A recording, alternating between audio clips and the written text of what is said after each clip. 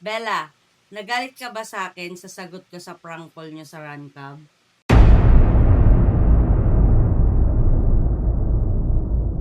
Trending ngayon kung sino yung lalaking kakabreak nyo lang.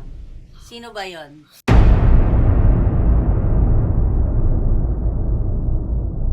Broken hearted ka pa ba? O masaya ka na?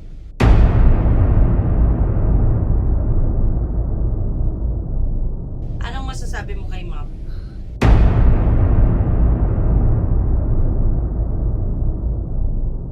Nagalit ba sa si Kisha?